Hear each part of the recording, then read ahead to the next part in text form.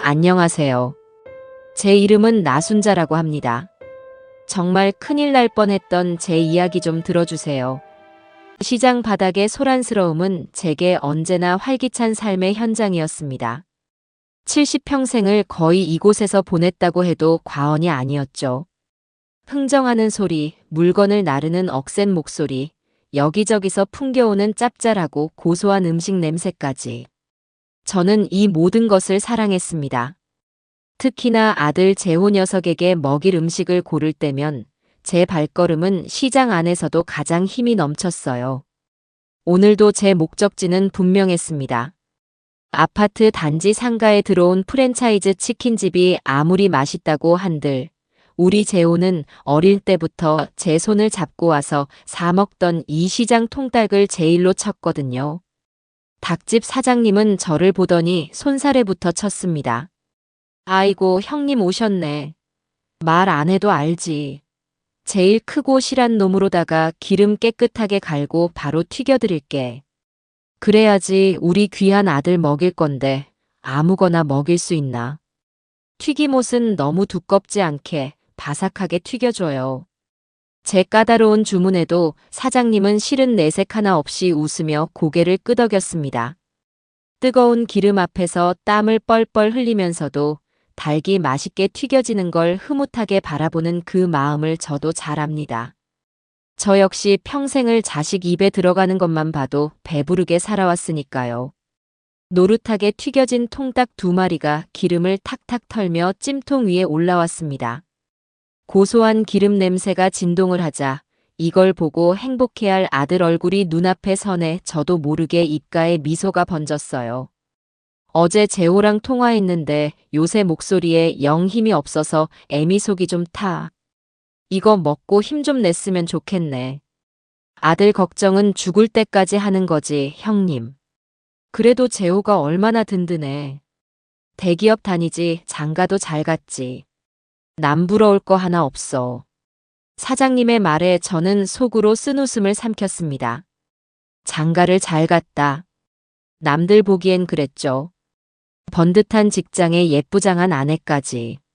하지만 그 속이 얼마나 골마 터져가고 있는지는 애미인 제 눈에만 보이는 모양이었습니다. 따끈한 통닭 봉투를 품에 안고 버스에 올라탔습니다. 덜컹거리는 버스 안에서 저는 차창 밖으로 빠르게 지나가는 풍경을 보며 잠시 생각에 잠겼어요.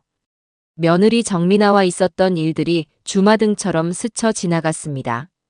작년 김장 때였어요.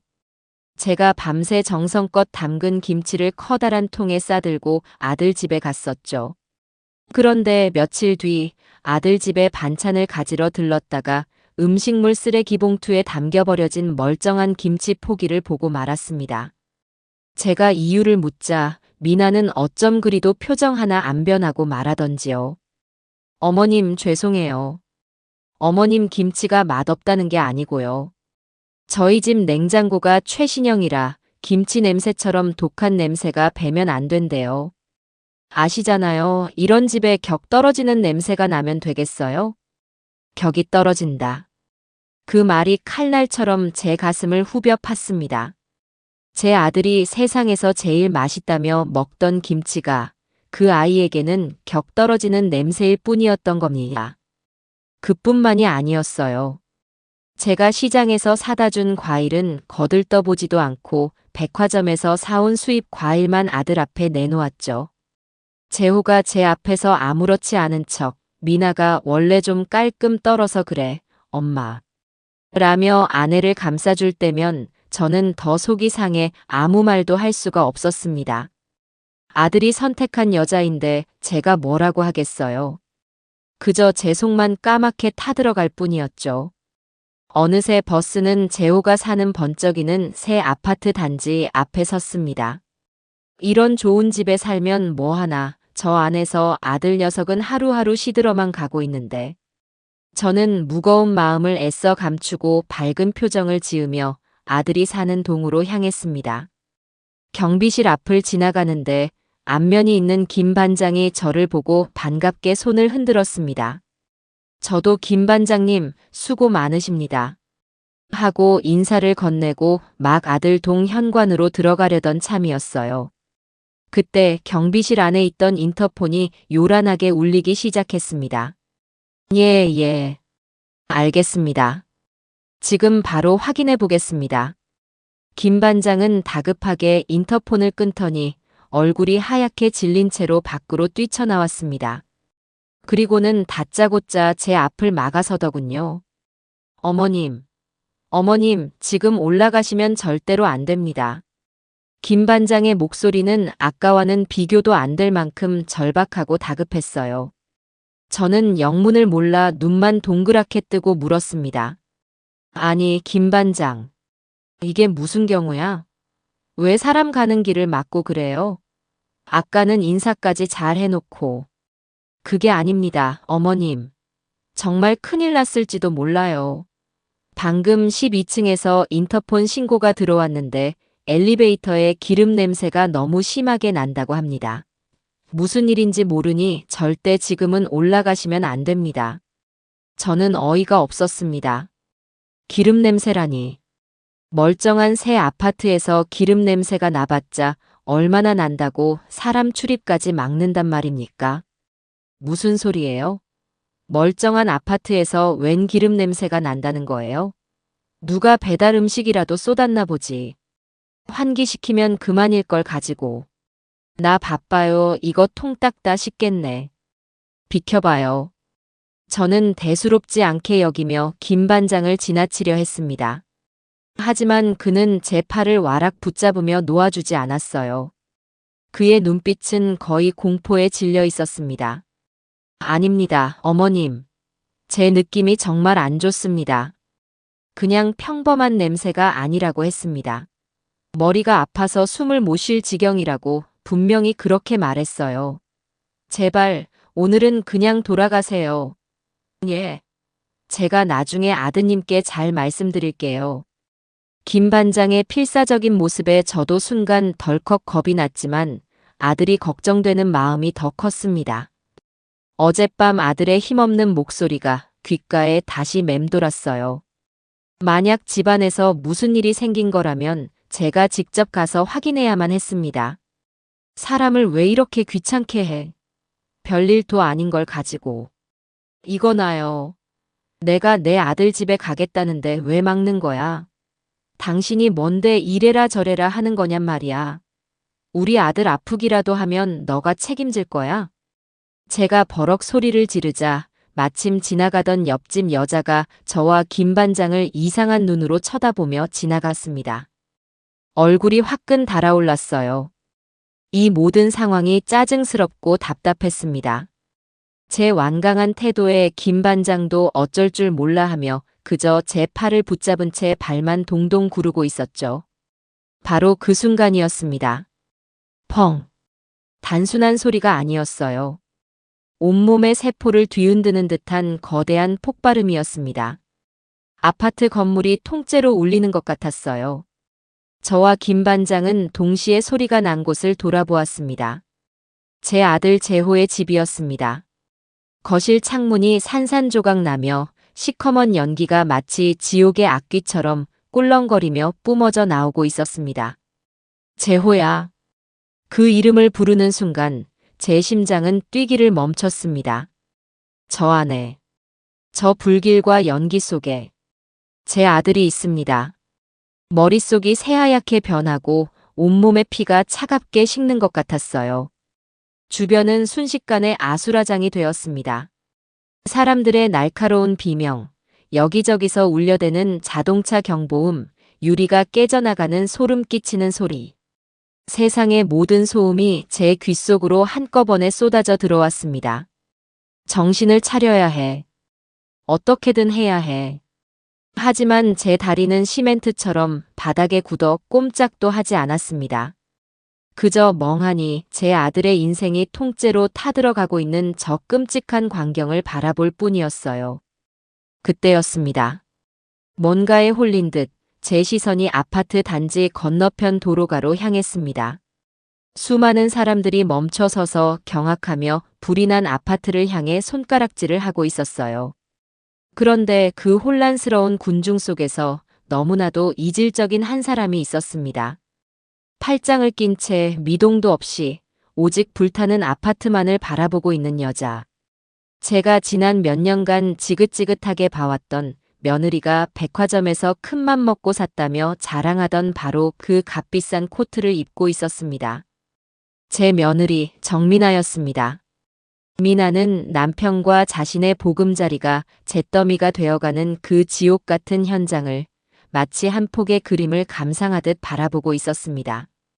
다른 모든 이들이 공포와 경악에 질려 있는데 그 아이의 얼굴에는, 그 아이의 입가에는 아주 희미한, 그러나 제 망막에는 낙인처럼 찍혀버린 미소가 걸려 있었습니다.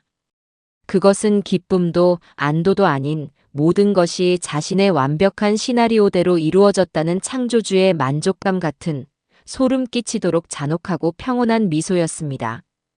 그 미소를 보는 순간 제 머릿속에서 모든 것이 한 번에 연결되었습니다. 아들의 기운 없던 목소리, 엘리베이터의 지독한 기름 냄새, 김 반장의 필사적인 만류, 그리고 저 악마 같은 미소. 미나 너가. 목소리가 나오지 않았습니다. 들고 있던 통닭 봉투가 힘없이 손에서 미끄러져 바닥으로 떨어졌습니다. 고소한 기름 냄새와 역한 연기 냄새가 뒤섞여 코를 찔렀습니다. 뜨거웠던 온기를 잃은 통닭이 차가운 아스팔트 바닥으로 나뒹구는 것을 마지막으로 제 눈앞에 세상이 빙글 돌기 시작하더니 그대로 끝없는 암흑 속으로 빨려 들어갔습니다.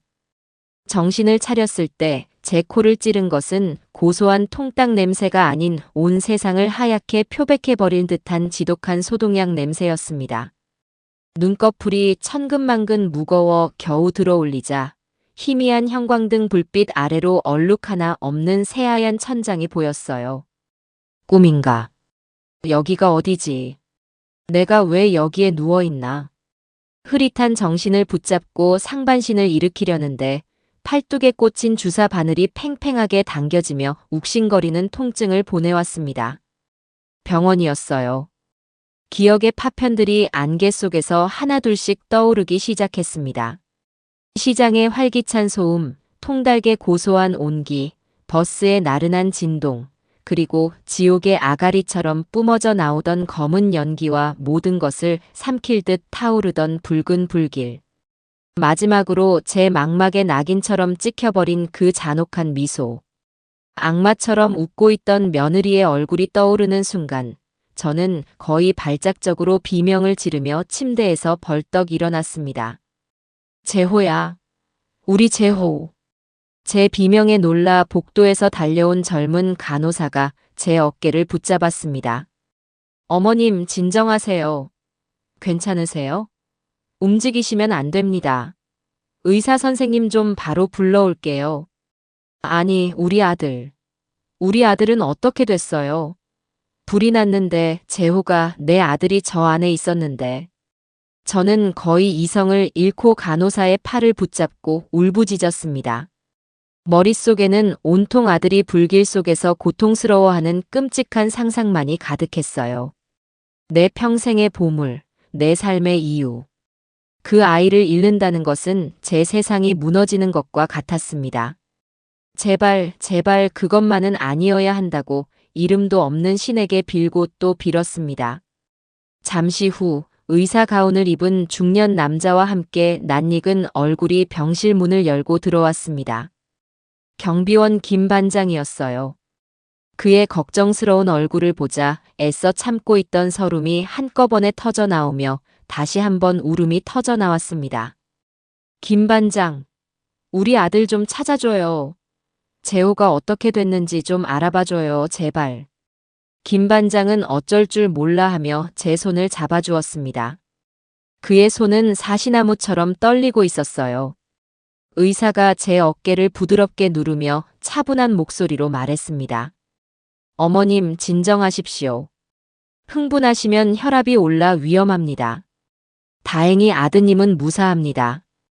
연기를 좀 마셔서 다른 병실에서 안정을 취하고 있지만 생명에는 전혀 지장이 없으니 안심하세요. 무사하다고요? 제 귀를 의심했습니다.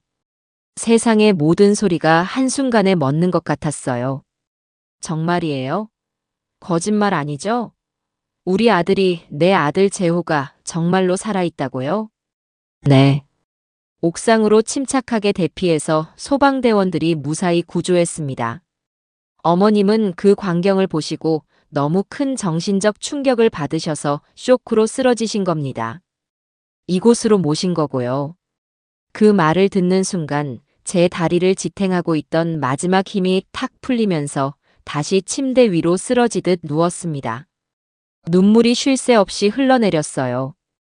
방금 전까지 저를 옥죄던 무서움과 공포의 눈물이 아니라 뜨거운 안도와 감사의 눈물이었습니다. 살아있다니. 내 아들이 이 세상에 여전히 숨 쉬고 있다니. 그것만으로도 잿더미가 되어버린 세상이 다시 제자리를 찾는 것 같았습니다. 의사는 제게 안정제 주사를 한 대 더 놓아주며 푹 쉬라고 했지만 잠이 올 리가 없었어요. 저는 뜬 눈으로 밤을 새우며 어서 빨리 아들의 얼굴을 보고 싶다는 생각, 그리고 그 악마 같은 며느리를 어떻게 해야 할지에 대한 분노를 번갈아 곱씹었습니다. 다음 날 오전에야 재호가 제 병실로 찾아왔습니다. 밤새 얼마나 마음을 졸였는지 문이 열리는 소리에 심장이 철렁 내려앉았어요. 얼굴은 연기 때문에 군데군데 검댕이 묻어 있고 입고 있는 옷도 소방관들이 빌려준 허름한 활동복이었지만 두 발로 멀쩡히 걸어 들어오는 아들의 모습을 보니 저는 또다시 눈물부터 쏟아냈습니다. 엄마 괜찮아? 많이 놀랐지. 재호의 목소리는 화마가 핥히고 간 듯 잔뜩 쉬어 있었습니다. 저는 침대에서 내려와 아들의 손을 붙잡고 온몸을 더듬으며 다친 곳은 없는지부터 살폈어요. 너야말로 괜찮은 거야? 이 녀석아, 애미 심장이 다 녹아내리는 줄 알았어. 어떻게 된 거야? 대체 집이 왜 그 모양이 된 거냐고. 미나 그 애는 대체 어디에 있는 거고. 제 물음에 재호는 고개를 푹 숙였습니다. 그늘진 아들의 얼굴을 보니 제 마음은 다시 무겁게 가라앉았어요. 잠시 머뭇거리던 아들이 힘겹게 입을 열었습니다. 미나랑 좀 심하게 다퉜어. 돈 문제로. 돈 문제? 그깟 돈 문제로 다퉜다고 집에 불을 질러. 그게 사람이 할 짓이야? 그리고 너는 왜 전화를 안 받아? 엄마가 너 찾느라고 얼마나. 휴대폰이 거실에 있었어. 미나가 불을 붙이고 나가는 순간 연기가 너무 심하게 나서 도저히 잡으러 갈 수가 없었어.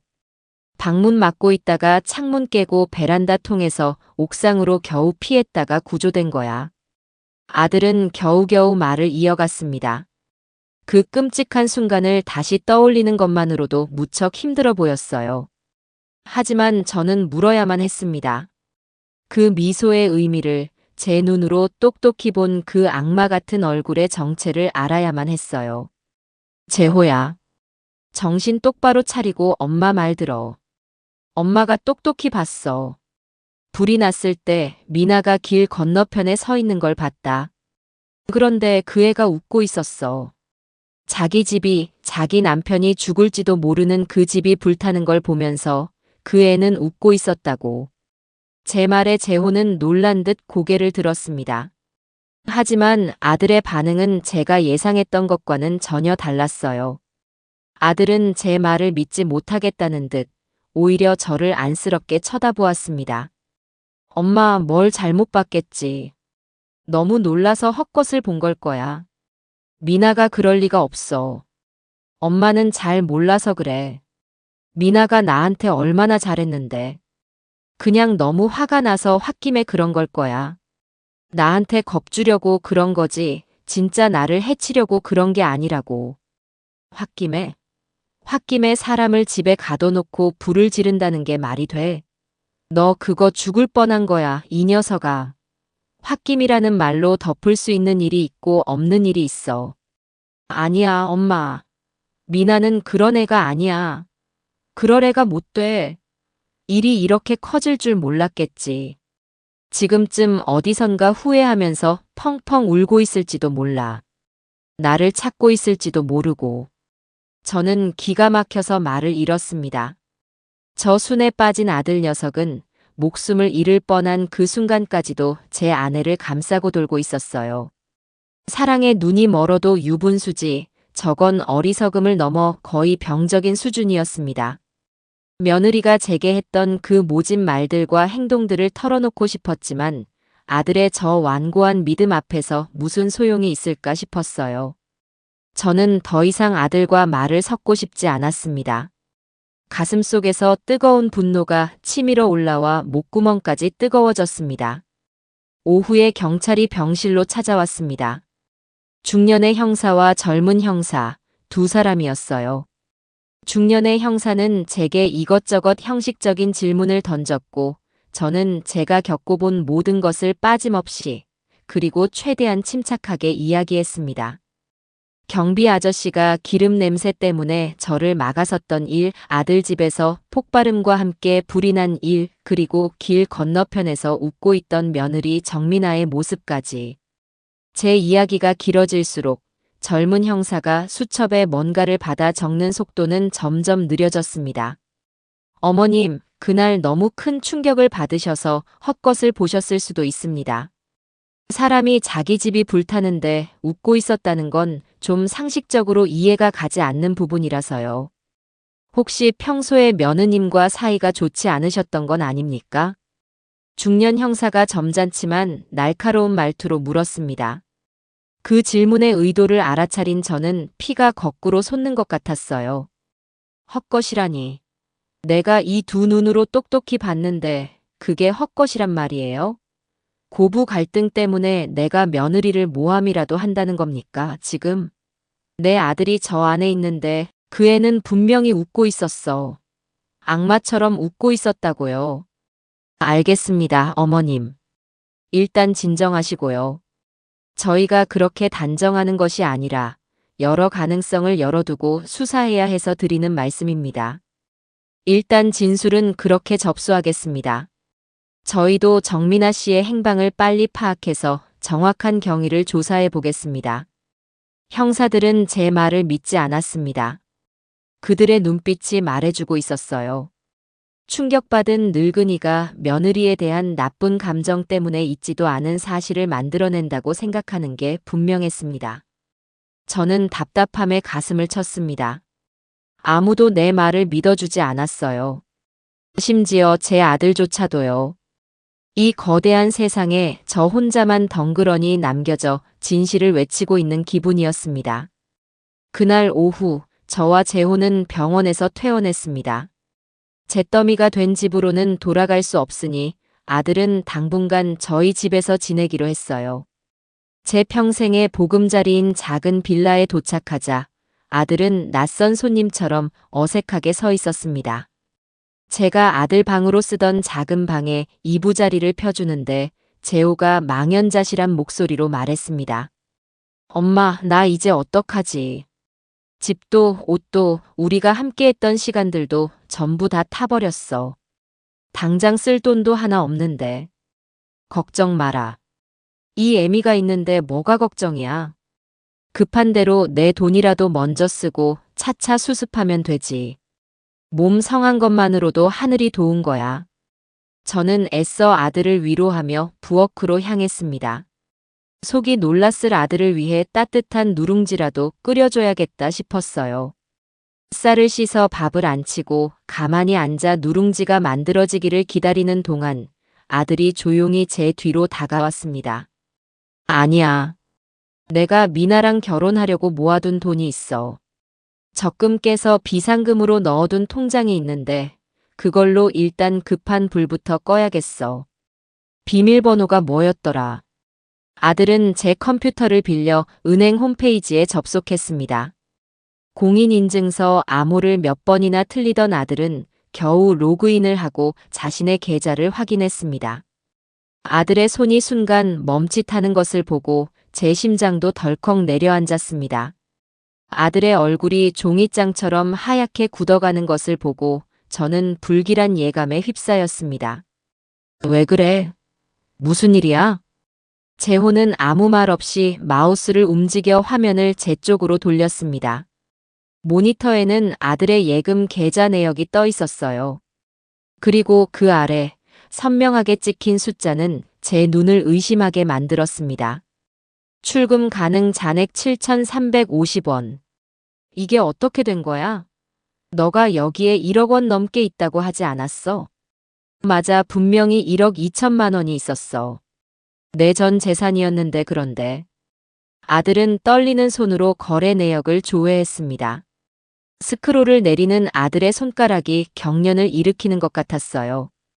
그리고 우리는 숨을 죽인 채 화면을 바라보았습니다. 아들 집에 불이 나기 바로 전날 오후. 아들의 계좌에서 총 4번에 걸쳐 현금과 수표로 1억 2천만 원이 모두 인출되었습니다. 지점명은 시내 중심가에 위치한 큰 은행의 강남 VIP 센터. 며느리 정민아가 입버릇처럼 자랑하던 바로 그곳이었습니다. 돈을 찾아간 사람은 말할 것도 없이 정민아였습니다. 아들이 아내에게 유사시에 쓰라며 맡겨두었던 인감도장과 위임장을 이용한 것이 틀림없었어요. 재호는 모니터를 보며 허하고 바람 빠진 웃음소리를 냈습니다. 그 웃음소리가 어찌나 처량하게 들리는지 제 가슴이 다 미어지는 것 같았어요. 홧김에 그런 거라고, 후회하며 울고 있을 거라고. 이래도 그 말이 나오니 이 멍청한 놈아. 이건 처음부터 다 계획된 거였어. 네 돈 다 빼돌리고 너는 저 잿더미 속에 묻어버리려고 작정한 거였단 말이다. 저는 아들의 등짝을 내리치며 고함을 질렀습니다.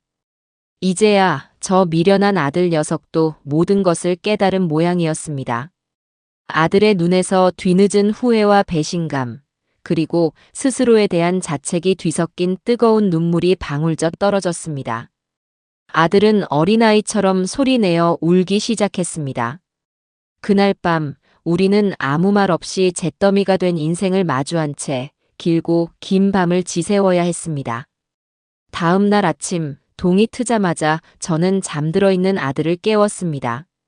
밤새 뜬 눈으로 수만 가지 생각을 한 끝에 제가 직접 움직여야 한다는 결론을 내렸거든요. 어리숙한 경찰만 믿고 있다가는 정민아 그 여우 같은 것을 영영 놓치고 말 것 같았습니다. 일어나라, 재호야. 우리 나갈 준비해야지. 어딜 가, 엄마? 나 아무데도 가고 싶지 않아. 어디긴 어디야? 네 차부터 확인하러 가야지. 불은 위에서 났으니 지하 주차장은 멀쩡할 것 아니냐? 제 말에 아들은 멍한 표정을 지었습니다. 차는 왜? 차가 지금 무슨 소용인데? 이 답답한 녀석아. 차에 블랙박스 있잖아. 네가 얼마 전에 새로 바꿨다고 하지 않았어? 거기에 뭐라도 찍혀 있지 않겠냐고. 미나가 집에서 나가는 모습이라도 찍혔을지 누가 아냐. 제 말을 듣고 나서야 아들은 아차 싶은 표정을 지었습니다.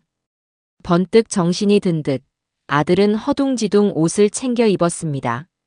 우리는 서둘러 아들이 살던 아파트로 향했습니다. 화재 현장은 여전히 폴리스 라인이 쳐져 접근할 수 없었지만 지하 주차장은 다행히 통제되지 않은 상태였어요. 재호의 차는 다행히 그 자리에 멀쩡하게 서 있었습니다. 하지만 차에 가까이 다가갈수록 제 마음속 불안감은 점점 더 커져만 갔어요. 그리고 그 불안은 곧 현실이 되었습니다. 차량 앞 유리에 붙어 있어야 할 검은색의 작은 기계, 블랙박스가 감쪽같이 사라진 후였습니다. 본체만 사라진 것이 아니라 천장을 따라 연결된 전선까지 아주 깔끔하게 뜯겨나간 상태였어요. 마치 처음부터 그 자리에 아무것도 없었다는 듯이요. 이것 봐라. 이것 좀 봐. 보통 내기가 아니라니까. 전문가 솜씨야. 증거가 될 만한 건 귀신같이 알고 미리 다 치워버린 거야. 이게 홧김에 저지른 범죄로 보여. 아주 머리 좋고 치밀한 년이라고. 저는 분노에 차서 소리쳤습니다. 아들도 이제는 더 이상 며느리를 감싸지 못하고 굳은 표정으로 입술만 깨물고 있었어요. 단순한 방화가 아니었습니다. 이것은 완벽하게 계획된 범죄였어요. 돈을 빼돌리고 증거를 인멸하고 마지막으로 아들의 목숨까지 노렸던 겁니다. 엄마, 일단 은행부터 가보자. 미나가 돈을 찾았던 그 지점으로 가서 은행원이랑 얘기를 해보면 뭔가 알 수 있을지도 몰라. 분명 공범이 있을 거야. 아들의 눈빛이 달라져 있었습니다. 더 이상 슬픔에 잠긴 피해자가 아니었어요.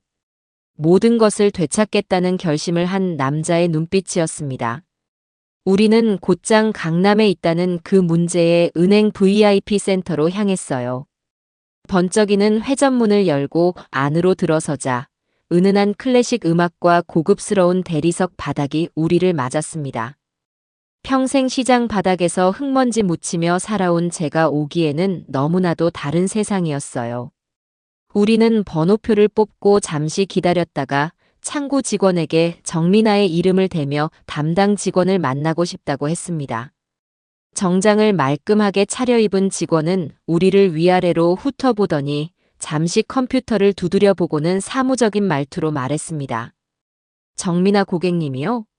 아, 그분 담당하시던 최진석 팀장님은 지난주에 갑자기 퇴사하셨는데요. 퇴사요? 갑자기요? 어디로 갔는지 연락처라도 알 수 없을까요? 죄송하지만 퇴사한 직원의 개인정보는 알려드릴 수 없는 것이 원칙입니다. 직원의 대답은 너무나도 기계적이고 사무적이었습니다. 저는 창구 너머로 다가가 목소리를 높였어요. 아니, 지금 그게 할 소리예요? 그 최 팀장이라는 사람이 내 며느리랑 짜고 내 아들 전 재산을 다 빼돌렸단 말입니다. 당장 그 사람 연락처라도 알려줘요. 제 고함에 주변 사람들의 시선이 집중되었습니다. 창구 직원은 당황한 기색이 역력했지만 이내 냉정한 표정으로 말했어요. 어머님, 저희는 퇴사한 직원의 개인정보를 알려드릴 수 없습니다. 그리고 저희 은행은 모든 출금 절차를 규정대로 처리했습니다. 고객님 아드님의 인감과 정식 위임장이 모두 있었기 때문에 합법적으로 진행된 겁니다. 합법. 사람이 죽을 뻔했는데 그게 합법이라는 거야? 잠시 소란이 일자 안쪽에서 지점장으로 보이는 남자가 나왔습니다. 그는 우리를 상담실로 데려가더니 똑같은 말만 앵무새처럼 반복했습니다. 자세한 이야기는 경찰과 하시죠. 저희는 더 이상 드릴 말씀이 없습니다. 저희 은행은 아무런 책임이 없음을 분명히 말씀드립니다. 은행의 태도는 차갑기 그지없었습니다. 그들은 마치 귀찮은 벌레를 쫓아내려는 듯한 태도로 우리를 대했어요. 더 이상 말을 섞어봐야 소용이 없다는 것을 깨달은 우리는 허탈한 마음으로 은행을 나설 수밖에 없었습니다. 정민아와 그 최 팀장이라는 작자는 이미 모든 준비를 끝내고 자취를 감춘 후였고 거대한 은행은 그들의 방패막이가 되어주고 있었습니다. 그날 저녁 저희 집은 무거운 침묵에 잠겨 있었습니다. 아들은 소파에 멍하니 앉아 천장만 바라보고 있었고 저는 부엌 식탁에 앉아 타버린 아들 집에서 유일하게 건져온 작은 상자를 열어보고 있었어요. 며느리 미나가 평소에 눈이 빠져라 아끼던 보석 상자였습니다. 불에 그을리고 물에 젖어 엉망이었지만 혹시나 뭔가 단서가 될 만한 게 있을까 싶어 제가 챙겨온 것이었죠. 상자 안에는 다행히 불에 타지 않은 값비싼 목걸이와 귀걸이 몇 개가 들어 있었습니다. 하지만 제 관심은 보석이 아니었어요. 저는 상자 구석구석을 꼼꼼히 살폈습니다.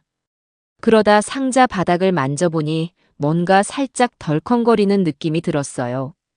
저는 손톱으로 바닥에 깔린 부드러운 벨벳 천을 조심스럽게 뜯어냈습니다. 그러자 그 아래 교묘하게 숨겨진 작은 공간이 드러났어요. 그리고 그 안에 들어있는 물건들을 보는 순간 저는 숨을 멈췄습니다. 그곳에는 유심칩이 제거된 구형 휴대폰 서너 개와 두꺼운 비닐에 쌓인 신분증 뭉치가 들어 있었습니다. 신분증 사진 속 얼굴은 분명 제 며느리 정민아였는데 이름과 주민등록번호는 모두 다른 사람의 것이었어요. 김민영, 박수진, 이지아. 마치 여러 사람의 인생을 바꿔 사는 배우처럼 그 아이는 여러 개의 신분을 가지고 있었던 겁니다. 재호야, 이리 와서 이것 좀 봐라. 제 목소리가 심하게 떨려 나왔습니다. 제 부름에 아들이 다가와 제 손에 들린 신분증 뭉치를 보더니 얼굴이 새하얗게 질렸습니다. 이게 다 뭐야, 엄마? 이제 알겠니? 너랑 결혼한 정민아라는 여자가 어떤 여자인지. 처음부터 끝까지 다 사기였던 거야. 이름도 배경도 너를 사랑한다던 그 말까지도 전부 다 거짓이었던 거라고. 저는 신분증 뭉치를 바닥에 내던졌습니다. 아들은 그 자리에 주저앉아 무너져 내렸어요. 그동안 며느리에 대해 품고 있던 마지막 믿음과 희망이 산산조각 나는 순간이었습니다. 이제야 우리는 우리가 상대해야 할 존재가 단순한 방화범이 아니라 훨씬 더 교활하고 거대한 사기꾼이라는 사실을 깨닫게 되었습니다. 그날 이후 재호는 완전히 다른 사람이 되었습니다. 더 이상 며느리를 감싸지도 현실을 부정하지도 않았어요. 그의 눈에는 깊은 슬픔과 함께 모든 것을 잃어버린 남자의 차가운 분노가 자리 잡고 있었습니다. 경찰에 대포폰과 위조 신분증을 증거로 제출했지만 수사는 생각보다 더디게 진행되었습니다. 이미 신분 세탁에 능숙한 전문가의 소행이라 추적이 쉽지 않다는 말만 반복할 뿐이었어요. 답답한 마음에 저는 수십 년 만에 낡은 수첩을 꺼내 들었습니다. 시장에서 포목 장사를 할 때 인연을 맺었던 사람들 연락처가 빼곡히 적힌 수첩이었죠. 그 중에는 유독 제 눈에 들어오는 이름이 하나 있었습니다. 박철수. 젊었을 때 시장 근처 파출소에서 근무하며 저와 막역하게 지냈던 동생뻘이었는데 나중에 형사가 되어 큰 사건들을 해결했다는 소문만 들었었죠. 지금은 퇴직하고 작은 흥신소를 운영하고 있다는 과거에 잘 나가던 베테랑 형사였습니다. 저는 망설이다가 그의 번호를 눌렀습니다. 수화기 너머로 들려오는 그의 목소리는 세월이 흘렀어도 여전히 걸걸하고 유쾌했어요. 아이고, 순자 누님. 이게 얼마만이야? 아직도 정정하시구만. 저는 자초지종을 설명했습니다. 불이 난 아들 집, 사라진 돈, 길 건너의 미소, 그리고 위조 신분증까지. 제 이야기가 길어질수록 수화기 너머 그의 목소리는 점점 더 진지해졌습니다. 누님, 그거 보통 사건이 아니네. 딱 보니까 전문적으로 사기 결혼해서 돈 뜯어내는 조직이 있어. 아마 그 며느리라는 여자는 그 조직의 행동대원일 거고 퇴사했다는 그 은행원 놈도 한패일 가능성이 아주 높아. 이건 경찰에만 맡겨둬서는 안 돼. 걔들은 절차가 복잡해서 이런 머리 쓰는 놈들 못 따라잡아. 그럼 우리는 어떻게 해야 해요, 박 사장? 내 아들 인생이 송두리째 뽑혔는데 이렇게 앉아서 당하고만 있을 수는 없어.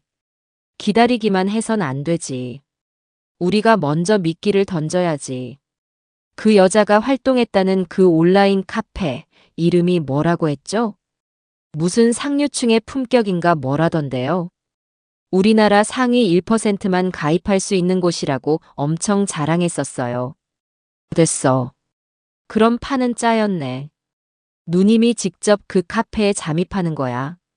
놈들이 멍청한 부자들 등쳐먹는 곳이라면 더 크고 멍청한 부자가 나타났다고 광고를 해야지. 박 사장의 제안은 대담하기 짝이 없었습니다. 제가 컴퓨터를 잘 다루는 것도 아니고 그런 상류층 사람들이 모이는 곳에서 행세할 자신도 없었어요. 하지만 제 걱정은 기우였습니다. 걱정 마요, 누님. 누님은 그냥 얼굴마담만 하면 돼. 나머지는 우리 똑똑한 손녀딸이 다 알아서 해줄 거니까. 다음 날, 저는 박 사장의 사무실에서 그의 손녀딸이라는 아이를 만났습니다.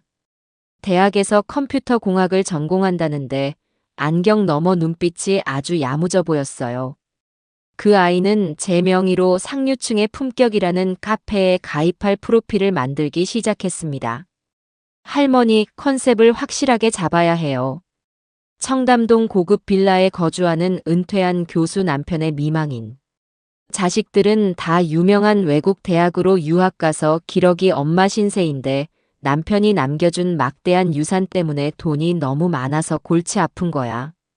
그래서 안전한 투자처를 찾고 있다는 설정으로 가는 거죠. 저는 어처구니가 없었지만 손녀딸이 시키는 대로 했습니다. 즉석에서 값비싸 보이는 옷을 빌려 입고 고급 카페를 배경으로 프로필 사진을 찍고 말투도 교양 있는 척 연습했어요. 손녀딸은 제 이름 나순자를 이용해 청담동 나 여사라는 근사한 별명까지 만들어 주었습니다. 모든 준비는 일사천리로 진행되었어요. 드디어 카페 가입이 승인되고 저는 손녀딸이 미리 작성해준 글을 투자 정보 나눔 게시판에 올렸습니다. 안녕하세요. 처음 인사드립니다. 청담동에 사는 나 여사라고 합니다. 남편이 남겨준 유산과 연금 덕에 노후는 편안하지만 시중은행 금리가 너무 낮아 고민이 많네요. 자식들 보기 부끄럽지 않게 자산을 잘 굴리고 싶은데 아는 정보가 없어 답답합니다. 안전하면서도 수익률 좋은 비공개 투자처가 있다면 소개받고 싶습니다. 좋은 인연으로 이어진다면 사례는 두둑하게 하겠습니다. 글을 올리고 나자 제 심장은 쿵쾅거리기 시작했습니다. 과연 이 미끼를 교활한 물고기들이 물어줄까요? 박 사장은 제 어깨를 두드리며 말했습니다. 사기꾼들은 절대 돈 냄새를 그냥 지나치지 못해. 특히 안전하고 고수익이라는 말에는 환장하지. 분명히 누군가 접근해 올 겁니다. 우리는 그냥 느긋하게 잉어가 낚싯대를 물기를 기다리기만 하면 돼요. 그의 말대로 우리는 기다렸습니다. 하루, 이틀. 아무런 소식이 없자 저는 점점 초조해졌어요. 괜한 짓을 한 건 아닐까 후회가 밀려오던 사흘째 저녁이었습니다. 재호와 함께 저녁을 먹고 있는데 제 휴대폰으로 짧은 알림음이 울렸습니다. 카페에서 쪽지가 도착했다는 알림이었어요. 저는 떨리는 손으로 쪽지를 확인했습니다. 발신인의 별명은 비공개 투자 전문가였습니다. 나 여사님, 올리신 글 흥미롭게 잘 보았습니다. 마침 제가 관리하는 소수의 특별 고객들을 위한 비공개 투자 상품이 있습니다.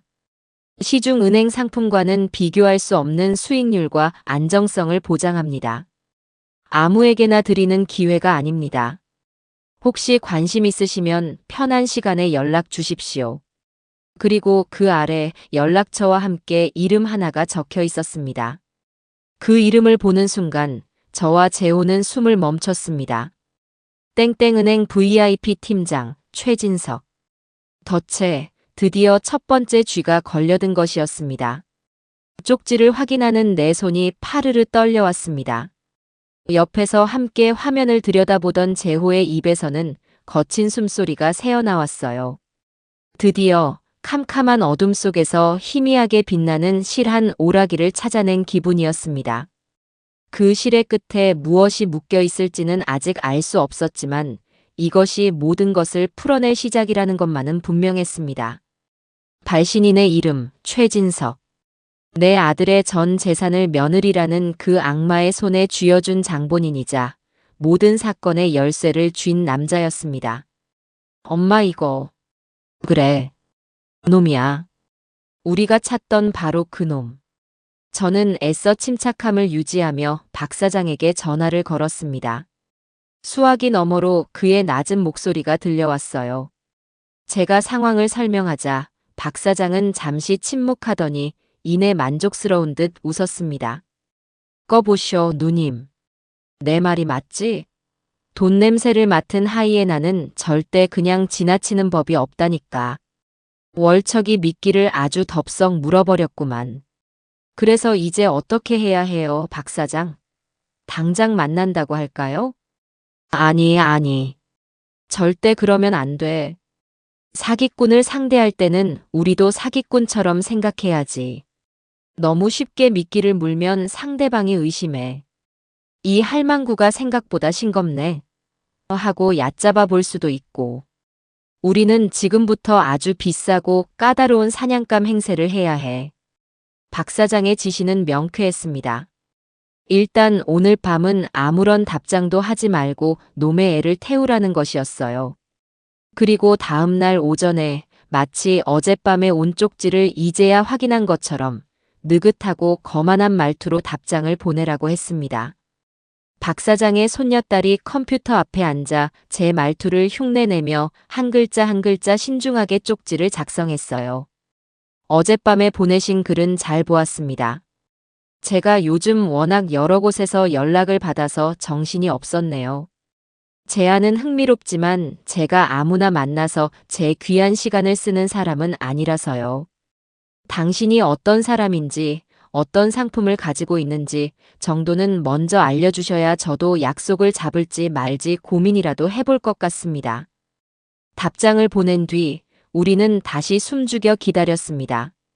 제 심장은 다시 쿵쾅거리기 시작했어요.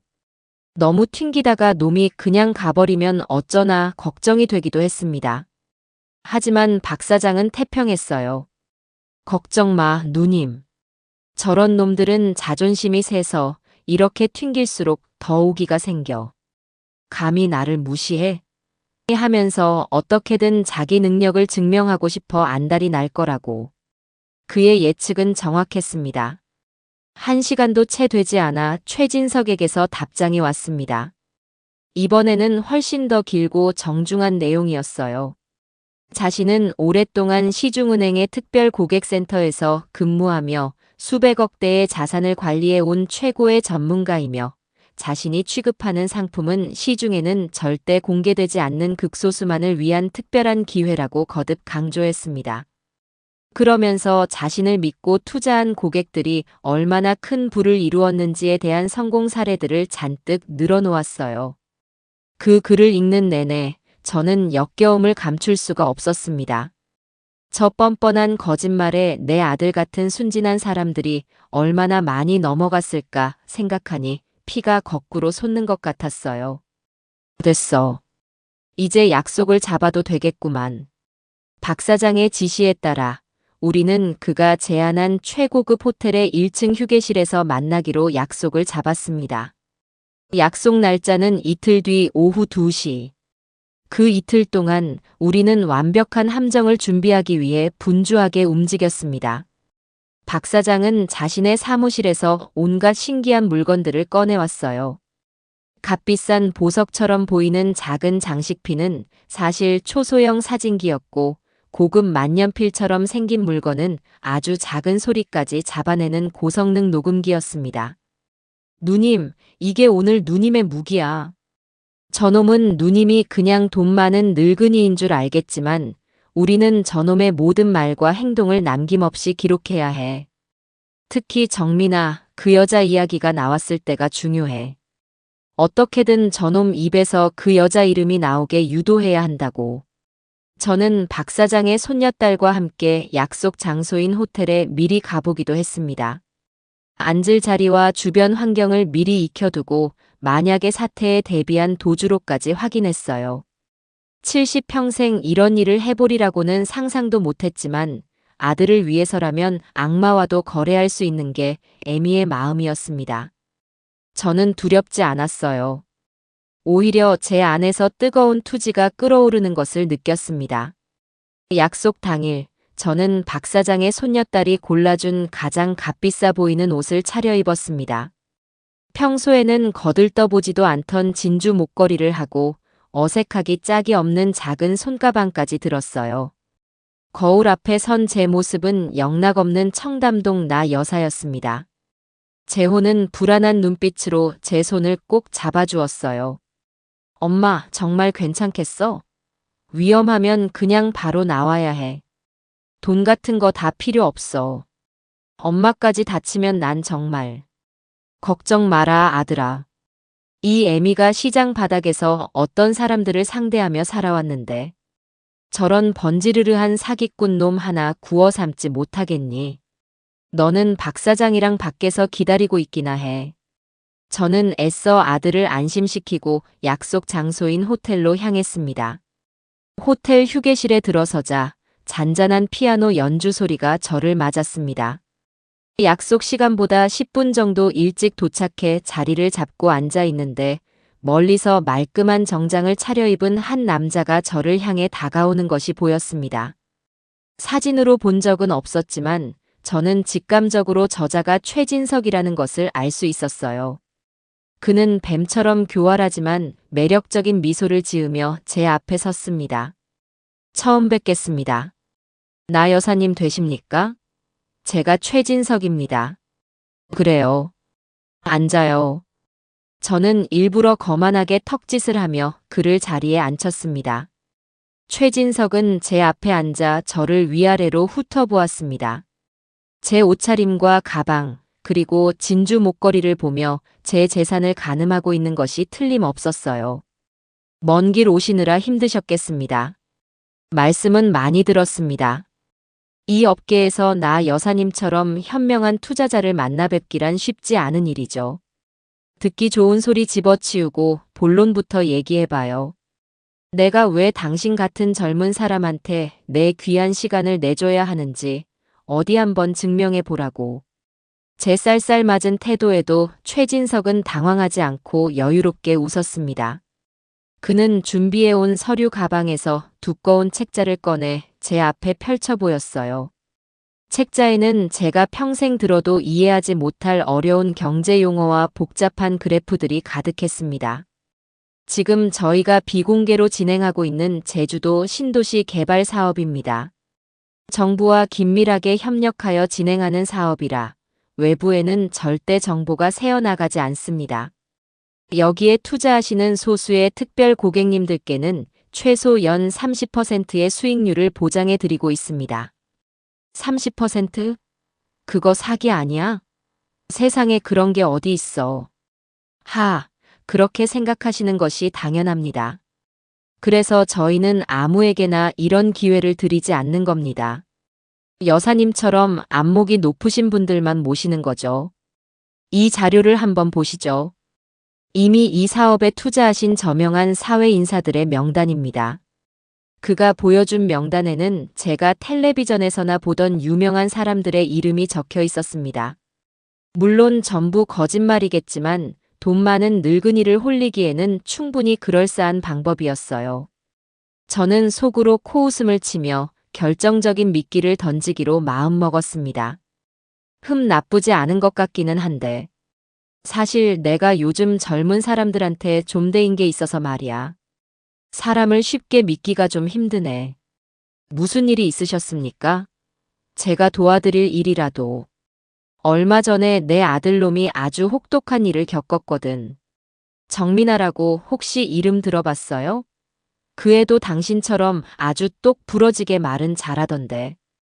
정민아라는 이름이 제 입에서 나오는 순간 최진석의 눈썹이 아주 미세하게 꿈틀거리는 것을 저는 놓치지 않았습니다.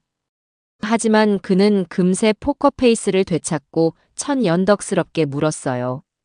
정민아님이라면 혹시 제 고객이셨던 분 말씀이십니까? 성함이 워낙 흔해서요.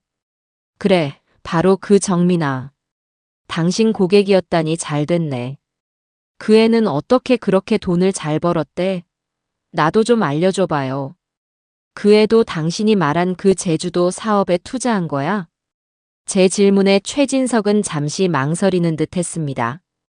고객의 비밀을 지켜야 한다는 둥 몇 가지 변명을 늘어놓았지만 제가 큼지막한 다이아몬드 반지를 만지작거리며 이런 중요한 투자를 결정하려면 확실한 믿음이 있어야지. 성공 사례 하나 제대로 말해주지 못하는 사람한테 내가 어떻게 내 전 재산을 맡기겠어? 라고 압박하자 그는 결국 입을 열기 시작했습니다. 제가 기다리던 바로 그 순간이었어요. 여사님께만 특별히 말씀드리는 겁니다. 정민아 고객님은 제 고객 중에서도 가장 성공적인 사례라고 할 수 있죠. 그분은 제가 추천해드리는 상품에 과감하게 투자하셨고 그 결과 단기간에 엄청난 자산을 형성하셨습니다. 이번에 모든 자산을 정리해서 해외로 나가시는 것도 제가 전부 도와드렸습니다. 아마 지금쯤 남프랑스의 어느 멋진 해변에서 와인을 마시고 계시겠지요. 최진석은 자랑스럽게 떠들어댔습니다. 그는 정민아가 얼마나 영리하고 대담한 투자자였는지, 그래서 지금 얼마나 행복한 삶을 살고 있는지를 침이 마르도록 칭찬했어요. 저는 제 옷에 달린 작은 사진기와 만년필 모양의 녹음기가 이 모든 대화를 빠짐없이 기록하고 있다는 것을 알면서도 온몸에 피가 차갑게 식는 것을 느꼈습니다. 내 아들은 모든 것을 잃고 잿더미 위에서 울고 있는데 그 모든 것을 앗아간 악마들은 남프랑스 해변에서 와인을 마시고 있다니. 그래, 대단한 여자네. 나도 그 애처럼 될 수 있을까? 물론입니다, 여사님. 저 최진석만 믿으시면 됩니다. 그는 확신에 찬 목소리로 말했습니다. 저는 자리에서 일어나며 말했어요. 좋아요. 오늘 얘기 잘 들었어. 투자 문제는 집에 가서 좀 더 생각해보고 연락 줄게. 물론입니다, 여사님. 언제든지 편하게 연락 주십시오. 최진석은 완벽하게 성공했다고 생각하는 사냥꾼의 미소를 지으며 저를 배웅했습니다. 저는 아무렇지 않은 척 호텔을 빠져나와 밖에서 기다리고 있던 아들의 차에 올라탔습니다. 차에 타자마자 긴장이 풀리면서 온몸에서 힘이 빠져나갔어요. 엄마, 괜찮아? 괜찮고 말고. 아주 똑똑히 다 녹음해왔다. 우리는 곧장 박 사장의 사무실로 가서 녹음된 내용을 확인했습니다. 최진석의 목소리가 사무실에 울려 퍼지자 재호는 주먹을 불끈 쥐고 부들부들 떨었어요. 모든 증거는 확보되었습니다. 다음 날 아침, 우리는 녹음 파일과 영상 자료를 모두 경찰에 제출했습니다. 처음에는 저를 미심쩍게 바라보던 형사들도 최진석의 목소리로 그의 범죄 행각이 흘러나오자 얼굴이 굳어지기 시작했어요. 그날 오후 경찰은 최진석이 다른 피해자를 만나기 위해 나타난 카페에서 그를 긴급 체포했습니다. 제가 깔아놓은 판 위에서 경찰은 그저 숟가락만 얹었을 뿐이었습니다. 최진석은 생각보다 훨씬 더 약한 인간이었습니다. 경찰서 유치장에 갇힌 지 하루도 채 되지 않아 그는 자신이 아는 모든 것을 털어놓기 시작했어요. 자신의 형량을 조금이라도 줄여보려는 비겁한 발악이었습니다. 저는 박 사장을 통해 그가 자백한 내용들을 전해 들을 수 있었습니다. 그리고 그 내용은 제가 상상했던 것 이상으로 추악하고 거대했습니다. 정민아, 아니 그 여자의 진짜 이름은 따로 있었습니다. 그녀는 혼자가 아니었어요. 전문적으로 부유한 남성들에게 접근해 결혼을 미끼로 사기를 치는 거대한 조직의 일원이었습니다. 그들은 상류층의 품격 같은 온라인 카페에 잠입해 먹잇감을 물색했습니다. 주로 부모에게서 재산을 물려받았거나 전문직에 종사하지만 세상 물정의 어두운 순진한 남자들이 그들의 목표였죠. 내 아들 재호는 그들에게 완벽한 사냥감이었던 겁니다. 최진석의 역할은 자금 세탁과 신분 위조였습니다. 그는 은행의 특별 고객 관리 시스템을 악용해 범죄 수익을 안전하게 빼돌렸고 조직원들에게 필요한 가짜 신분증과 서류들을 만들어 주었습니다. 정민아는 그 조직 내에서도 가장 실적이 좋은 에이스로 불리는 여자였다고 해요. 그리고 마침내 방화의 진짜 목적이 드러났습니다. 그날 정민아는 재호와 다투기 훨씬 이전부터 모든 것을 계획하고 있었습니다. 그녀는 재호 몰래 다른 카페 회원 몇 명에게도 투자를 미끼로 거액의 사기를 쳤습니다. 그리고 그 돈을 증명하는 계약서와 관련 서류들을 모두 재호의 아파트에 보관하고 있었던 겁니다.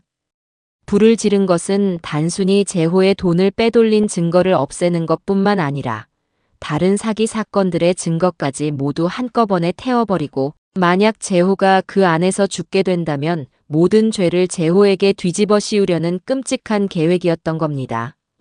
만약 재호가 죽지 않더라도 방화범으로 몰려 감옥에 가게 되면 자신을 추적할 수 없을 것이라고 계산했던 거죠. 모든 진실을 전해 들은 재호는 아무 말도 하지 않았습니다. 그저 창밖을 바라보며 담배만 연거푸 피워댔어요. 사랑했던 여자가 자신을 철저하게 이용하고 마지막에는 죽음으로까지 몰아넣으려 했다는 진실을 감당하기란 쉽지 않았을 겁니다. 며칠 뒤 예상치 못한 손님들이 저희 집을 찾아왔습니다. 바로 정민아의 부모, 제게는 사돈이었던 사람들이었어요. 그들은 마치 자기 집 안방에 들어오듯 거만하게 거실로 들어와 소파에 털썩 주저앉았습니다. 이야기 들었습니다. 우리 귀한 딸이 지금 경찰에 쫓기고 있다면서요? 대체 아들 교육을 어떻게 시켰기에 애를 그 지경으로 만듭니까? 사돈 안사돈이 동시에 저를 향해 고함을 쳤습니다. 저는 기가 막혀서 헛웃음이 나왔어요. 지금 뭐라고 하셨습니까? 내 아들 교육이요? 당신들 딸이 무슨 짓을 저질렀는지는 알고 하는 소리예요? 알고 마다요. 당신 아들이 우리 딸한테 사업 자금을 대주기로 해놓고 약속을 안 지키니까 애가 스트레스를 받아서 잠시 실수를 한 것 가지고 뭘 그리 대단한 죄를 지은 것처럼 몰아붙여요? 그리고 집이 좀 탔다고 사람을 이렇게 파렴치한으로 몰면 씁니까? 기가 막혔습니다. 자신의 딸이 저지른 끔찍한 범죄를 잠시의 실수로 치부하는 저 뻔뻔함에 저는 더 이상 그들을 인간으로 대할 필요가 없다는 것을 깨달았습니다. 저는 안방으로 들어가 보석함 밑에 숨겨져 있던 위조 신분증 뭉치를 들고 나왔습니다. 그리고 그들의 면전에 신분증들을 집어 던졌습니다. 당신들 딸이 누군데요? 김민영이에요? 박수진이에요? 아니면 이지아예요? 당신들 딸 이름이 도대체 몇 개나 되는지 나도 좀 압시다. 바닥에 흩뿌려진 여러 개의 신분증을 본 사돈 내외의 얼굴이 하얗게 질렸습니다. 그들의 눈빛이 당황과 공포로 흔들리는 것을 보니 그들 역시 딸의 범죄에 대해 어느 정도 알고 있었거나 적어도 그 돈의 출처가 깨끗하지 않다는 것쯤은 짐작하고 있었던 것이 틀림없었어요. 이게 다 뭐냐? 뭐긴 뭐예요. 당신들 딸이 내 아들 같은 순진한 남자들 등쳐먹을 때 쓰던 가짜 신분들이지.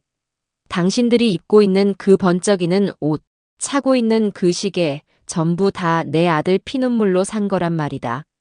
그런데도 스트레스, 실수, 그런 말이 나와. 저는 목이 터져라 소리쳤습니다. 제 기세에 눌린 사돈 내외는 아무 말도 못하고 입만 뻐끔거렸어요. 당신들도 공범이야. 당장 내 집에서 나가.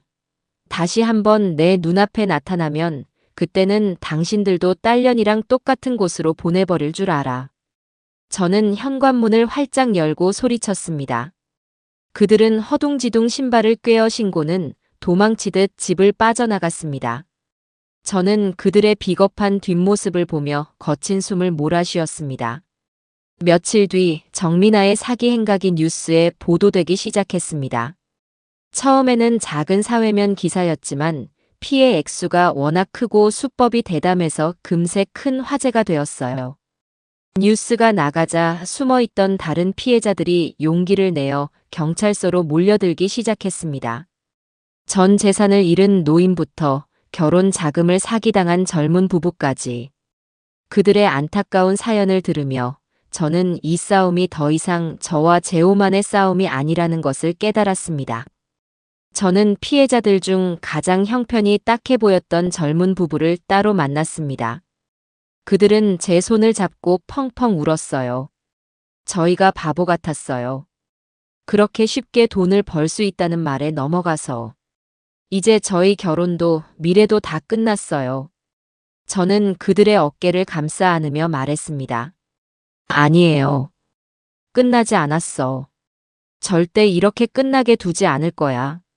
내 아들 인생을 망친 그 악마 같은 것을 내가 반드시 내 손으로 잡아서 죗값을 치르게 할 테니 조금만 더 힘을 내요. 제 말에 젊은 부부는 고개를 끄덕이며 눈물을 훔쳤습니다. 저는 그들의 눈을 보며 다시 한번 굳게 다짐했어요. 반드시 정민아를 잡아 법의 심판대에 세우겠다고. 경찰은 최진석이 알려준 정민아의 은신처를 덮쳤습니다. 하지만 그곳은 이미 텅 비어 있었어요. 한 그 여자는 최진석이 체포되었다는 소식을 듣자마자 이미 한 발 앞서 자취를 감춘 후였습니다. 경찰은 전국의 정민아를 수배했지만 그녀는 위조 신분증을 여러 개 가지고 있고 변장술에도 능해 추적이 쉽지 않다고 했습니다. 시간은 우리 편이 아니었어요. 이대로 시간이 흐르면 그녀는 또 다른 이름으로 어딘가에서 버젓이 살아가게 될지도 모릅니다. 박 사장, 이대로는 안 되겠어요. 경찰만 믿고 있을 수는 없어. 우리가 직접 찾아야지. 누님, 그 여자는 보통 내기가 아니라니까. 지금쯤이면 아마 성형수술이라도 해서 얼굴을 바꾸고 있을지도 몰라. 어디서부터 찾아야 할지 막막하다고. 박 사장의 말에도 일리가 있었습니다. 하지만 저는 포기할 수 없었어요. 며칠 밤낮으로 정민아라는 여자에 대해 생각했습니다. 그 여자의 말투, 행동, 습관, 모든 것을 떠올리며 약점을 찾아내려 애썼어요. 그러다 문득 제 머릿속을 스치는 것이 있었습니다. 바로 그 여자의 지독한 허영심이었습니다. 정민아는 늘 최고급 명품만, 자신이 얼마나 특별하고 대단한 사람인지를 과시하지 못해 안달이 난 사람처럼 보였어요. 아무리 도망자 신세라고 해도 그런 천성은 쉽게 바뀌지 않을 겁니다. 저는 박 사장의 손녀딸에게 부탁했습니다. 얘야, 혹시 그 상류층의 품격이라는 카페 말고 미나가 쓰던 다른 인터넷 공간은 없을까? 사람들이 자기 자랑하고 사진 올리는 그런 곳 말이야. 제 말을 들은 손녀딸은 잠시 고민하더니 무릎을 탁 쳤습니다.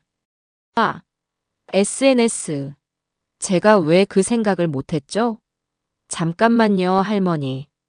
손녀딸은 다시 전문가적인 솜씨로 컴퓨터 자판을 두드리기 시작했습니다.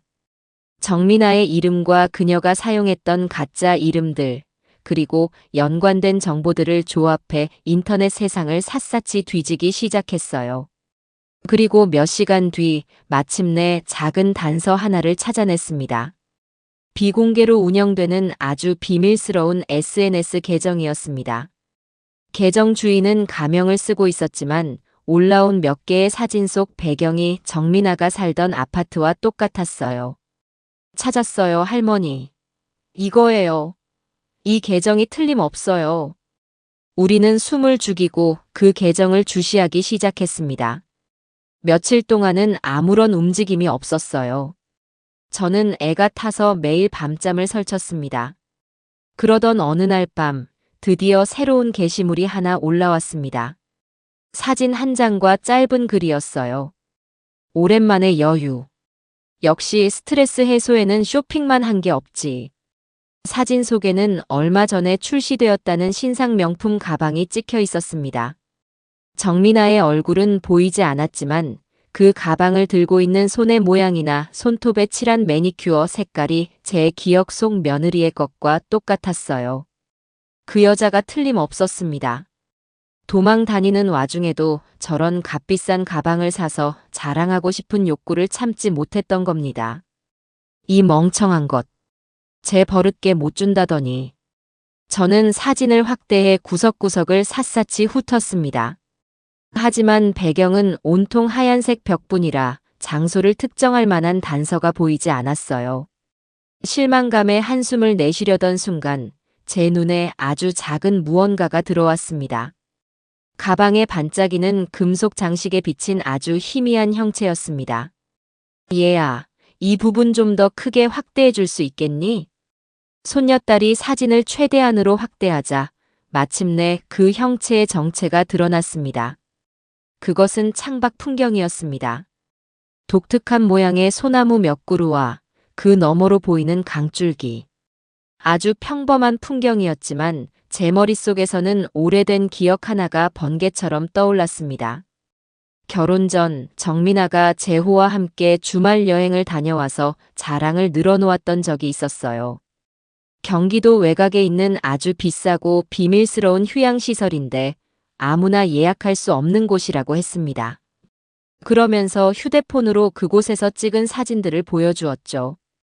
그때 제가 무심코 봤던 창밖 풍경과 지금 가방 장식에 비친 풍경이 너무나도 흡사했습니다.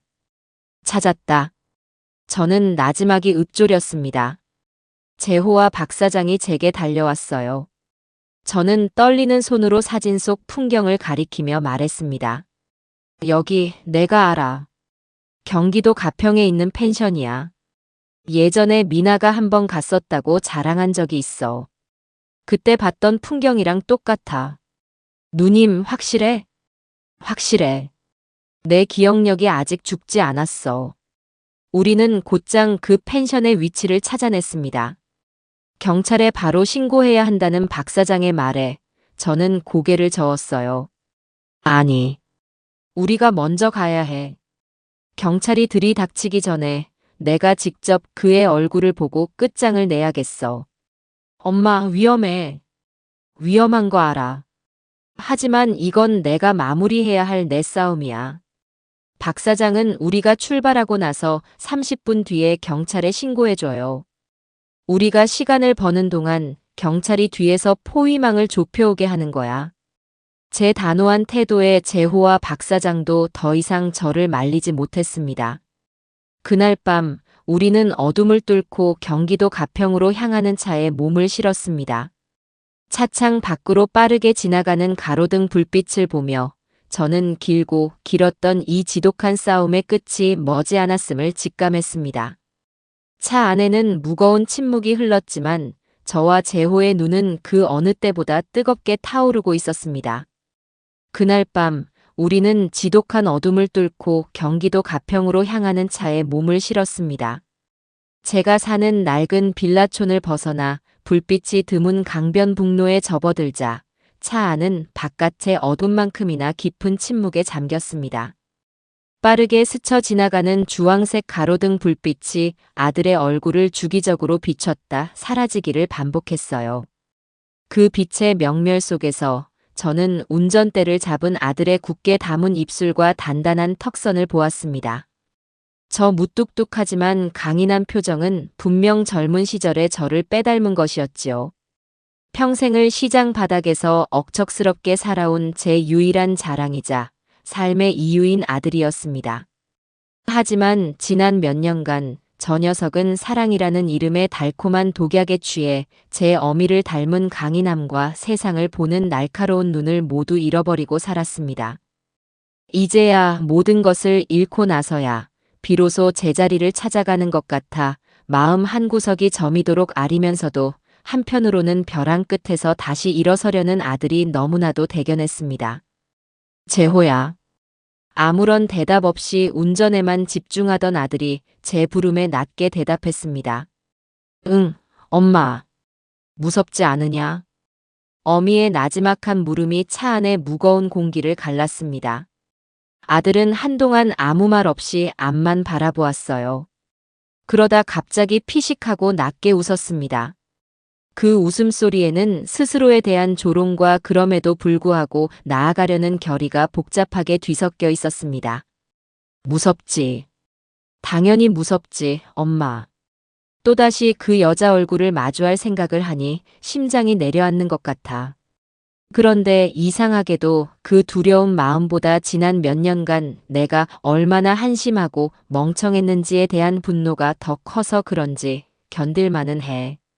그리고 무엇보다 엄마가 옆에 있잖아.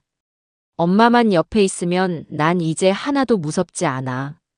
아들의 목소리는 떨리고 있었지만 그 안에 담긴 진심은 제 가슴을 뜨겁게 울렸습니다.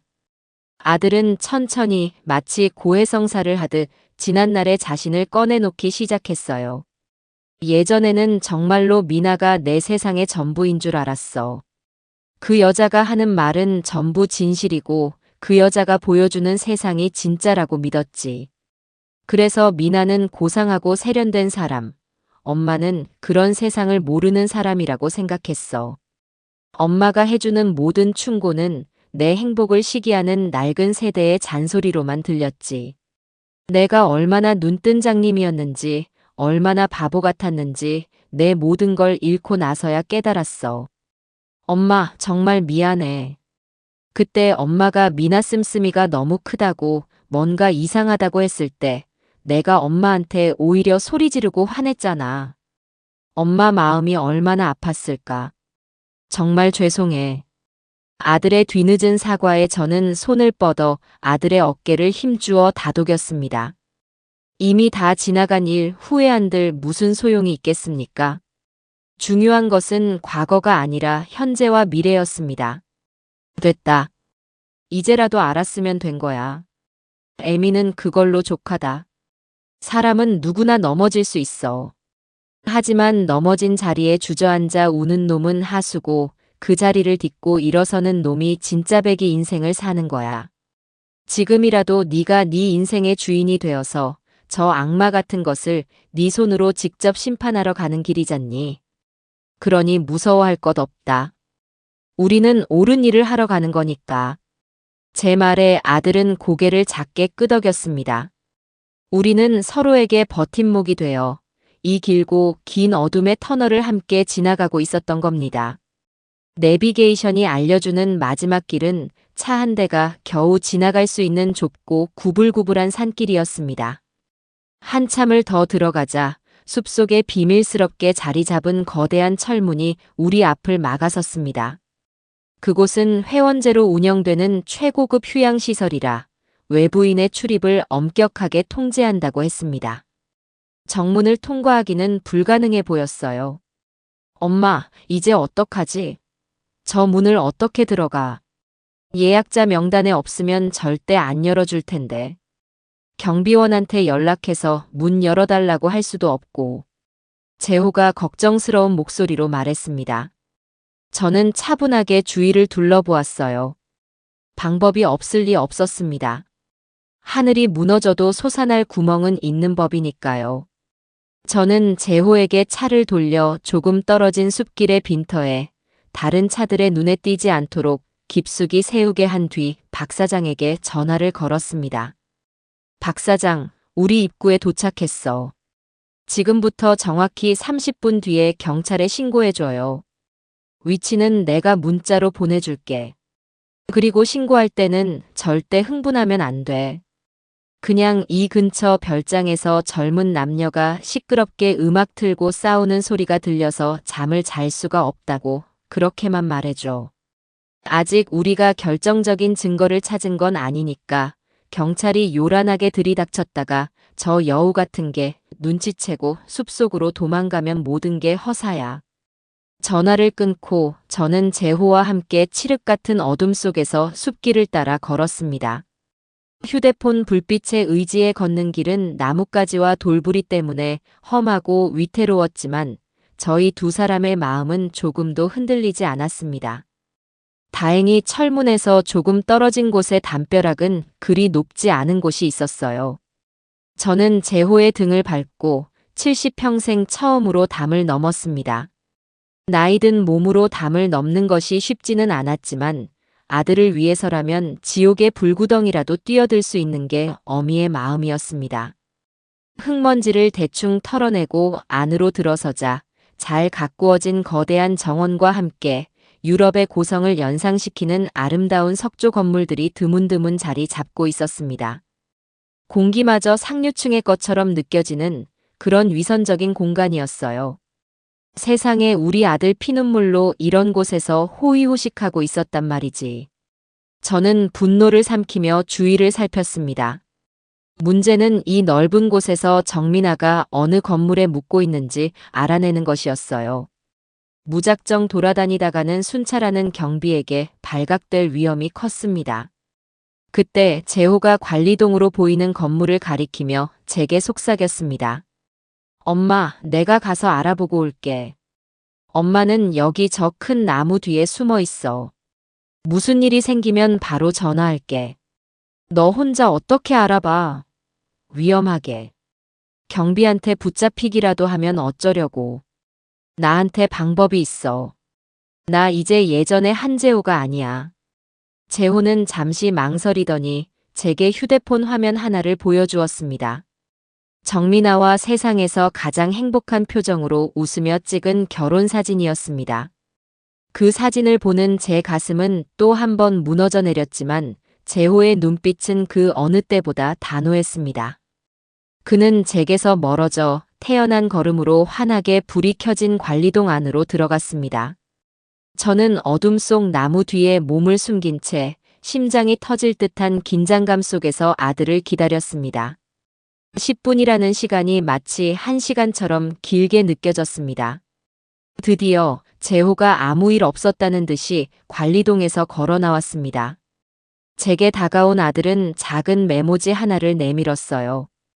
그곳에는 달빛 머무는 곳이라는 별장 이름과 함께 비상용으로 쓰이는 카드키 번호가 적혀 있었습니다. 어떻게 한 거야? 대체 무슨 말을 한 거야? 관리 직원한테 가서 오늘이 결혼 기념일인데 아내를 놀라게 해줄 이벤트를 준비했다고 했어. 내가 잠깐 케이크 사러 나갔다 오는 사이에 깜빡하고 카드키를 안에 두고 나왔다고 눈물까지 글썽이며 연기했지. 그 직원은 내 휴대폰 속 결혼 사진을 보고는 나 같은 사랑꾼 남편을 둔 아내가 부럽다며 의심도 없이 비상키 번호를 알려주더라고.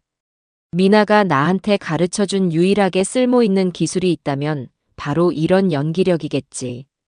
아들은 씁쓸하게 웃었습니다.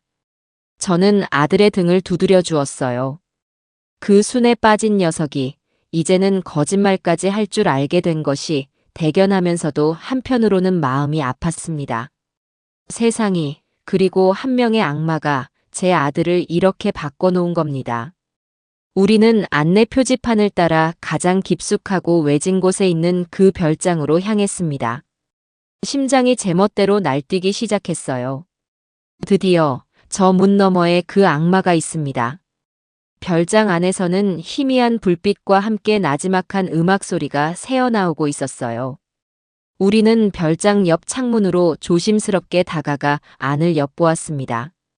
거실 한가운데 정민아는 몸에 착 달라붙는 비싼 실내복 차림으로 소파에 비스듬히 누워 있었습니다.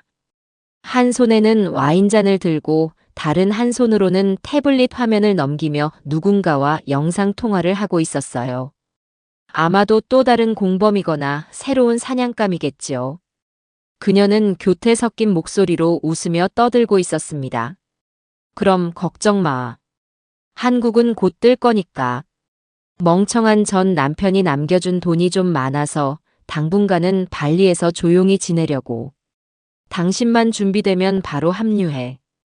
그 말을 듣는 재호의 어깨가 분노로 떨리는 것을 느꼈습니다. 저는 아들의 팔을 꽉 잡으며 진정시켰습니다. 테이블 위에는 온갖 종류의 비싼 안주와 함께 여러 나라의 화폐 다발, 그리고 위조된 것으로 보이는 여권이 어지럽게 놓여 있었습니다. 그녀는 자신의 새로운 인생을 계획하며 축배를 들고 있었던 겁니다. 우리 아들의 피눈물이 담긴 축배를요. 저는 심호흡을 한번 하고 재호가 알아낸 번호를 눌러 문을 열었습니다. 문은 소리 없이 부드럽게 열렸어요. 안으로 들어서는 순간 독한 향수 냄새와 달콤하면서도 역한 와인 냄새가 확 풍겨왔습니다. 그 돈으로 가는 여행은 즐거울까? 제 나지막한 목소리에 정민아는 화들짝 놀라 자리에서 벌떡 일어났습니다. 손에 들고 있던 와인잔을 떨어뜨려 바닥에 하얀 양탄자의 붉은 얼룩이 피처럼 번졌지만 그녀는 신경 쓸 겨를도 없어 보였어요. 우리를 발견한 그녀의 눈이 지진이라도 난 듯 크게 흔들렸습니다.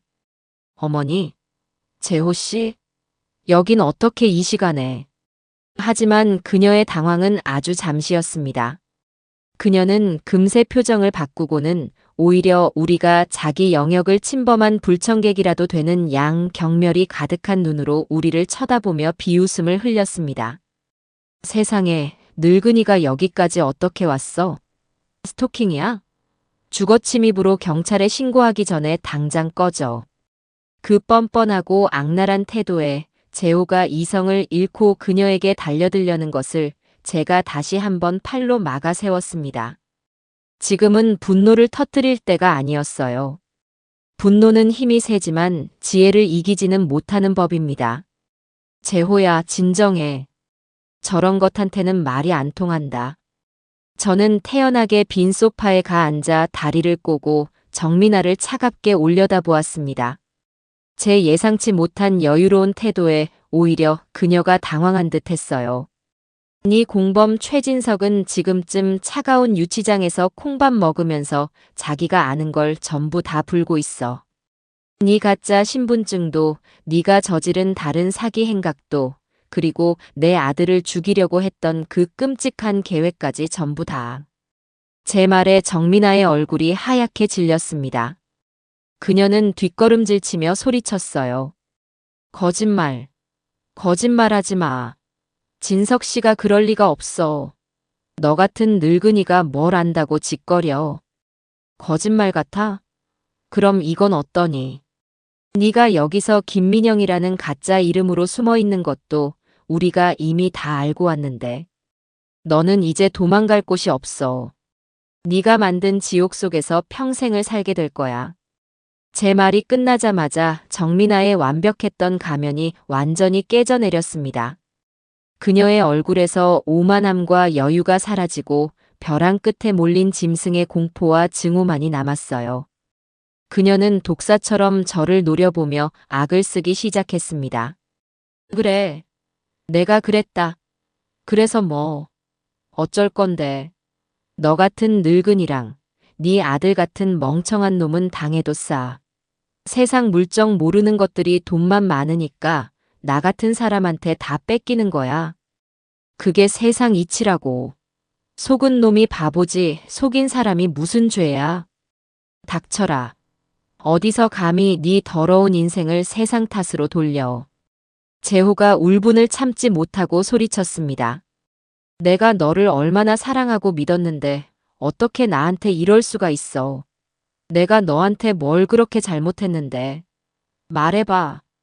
정민아는 그런 재호를 보며 미친 사람처럼 깔깔대며 웃어댔습니다. 그 웃음소리가 별장 안에 소름 끼치게 울려 퍼졌어요. 잘못? 너의 가장 큰 잘못은 분수도 모르고 나 같은 여자를 아내로 맞으려고 했던 거야.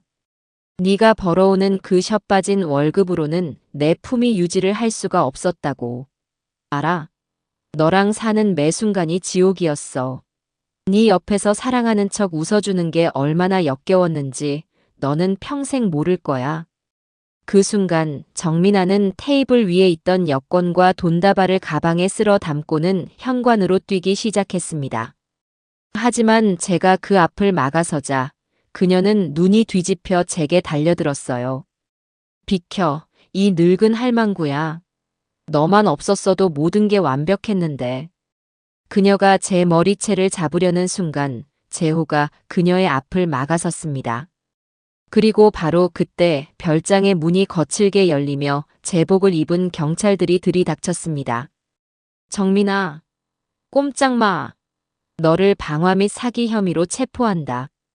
박 사장이 정확한 시간에 맞춰 신고해준 덕분이었습니다. 모든 것이 완벽한 타이밍에 이루어졌어요. 경찰들을 본 정민아는 마지막 발악을 하듯 비명을 지르며 저항했습니다. 그녀는 근처에 있던 와인병을 집어들어 경찰에게 휘두르려 했지만 건장한 형사 두 사람에게 제압당하는 것은 순식간의 일이었습니다. 차가운 수갑이 그녀의 손목에 채워지는 순간 길고 길었던 싸움이 끝났음을 직감했습니다. 그녀는 끌려가면서까지 저와 재호를 향해 끔찍한 저주를 퍼부었습니다. 내가 여기서 끝나도 너희는 평생 불행할 거야. 내가 그렇게 만들 거니까 두고 봐. 저는 그 악에 바친 저주를 들으며 그녀의 눈을 똑바로 쳐다보았습니다. 그리고 아주 차갑고 조용한 목소리로 그녀에게 마지막 말을 건넸습니다. 지옥에 가서 네 죄값 천천히 다 갚아라. 정민아가 체포된 후 세상은 온통 그 여자와 그 배후 조직에 관련된 이야기로 떠들썩했습니다. 언론에서는 연일 희대의 결혼 사기 조직 검거라는 제목으로 대서특필했고 그들의 끔찍하고 대담한 범죄 행각이 낱낱이 드러나며 대한민국을 충격에 빠뜨렸습니다. 저는 재호와 함께 경찰서와 검찰청을 수없이 오가며 참고인 조사를 받아야 했어요. 기자들은 어떻게 알았는지 저희 집 앞까지 찾아와 진을 치고 있었고 쉴 새 없이 전화가 울려댔습니다. 그 과정은 무척 고되고 힘들었지만 저는 단 한순간도 약한 모습을 보이지 않았습니다. 제가 무너지면 제 아들도 함께 무너질 테니까요. 몇 달 뒤 드디어 재판이 열렸습니다. 법정 피고인석에 선 정민아는 예전에 화려하고 당당했던 모습은 온데간데 없이 초췌하고 원망이 가득한 얼굴을 하고 있었어요. 그녀는 끝까지 자신의 죄를 뉘우치지 않았습니다. 국선 변호사 대신 어떻게 구했는지 모르겠지만 아주 비싸고 유능해 보이는 변호사를 고용해 모든 것이 재호의 강압 때문에 벌어진 일이며 자신은 심신미약 상태였다는 터무니없는 주장을 펼쳤어요. 그녀의 변호사는 재호를 의처증 환자로 저를 아들에게 집착하는 악독한 시어머니로 몰아가려 애썼습니다. 하지만 진실을 가릴 수는 없었습니다. 증인석에 선 저는 판사님과 배심원들을 똑바로 바라보며 그날 제가 겪었던 모든 일들을 차분하게 증언했습니다. 불타는 집, 길 건너의 미소, 사라진 돈, 그리고 아들을 잃을 뻔했던 그 끔찍한 공포까지. 제 증언이 끝나자 법정은 무거운 침묵에 잠겼습니다. 다음 재판에서는 재호가 증인석에 섰습니다. 아들은 변호사의 날카롭고 교묘한 질문에 몇 번 흔들리는 모습을 보이기도 했지만 이내 마음을 다잡고 정민아를 만났던 첫날부터 그녀가 체포되던 마지막 순간까지의 모든 일들을 담담하게 털어놓았습니다. 그녀를 얼마나 사랑했는지, 그래서 얼마나 맹목적으로 믿었는지, 그리고 그 믿음이 어떻게 배신당하고 산산조각 났는지에 대한 아들의 고백은 방청석에 앉아있던 많은 사람들의 눈시울을 붉게 만들었습니다. 이어서 저와 함께 싸웠던 다른 피해자들의 증언이 이어졌습니다. 결혼 자금을 사기당했던 젊은 부부는 서로를 부둥켜 안고 울며 증언했고 평생 모은 셔빠진 돈을 잃은 노인부는 말을 잇지 못하고 가슴을 쳤습니다. 그들의 피 맺힌 절규가 법정을 가득 메웠습니다.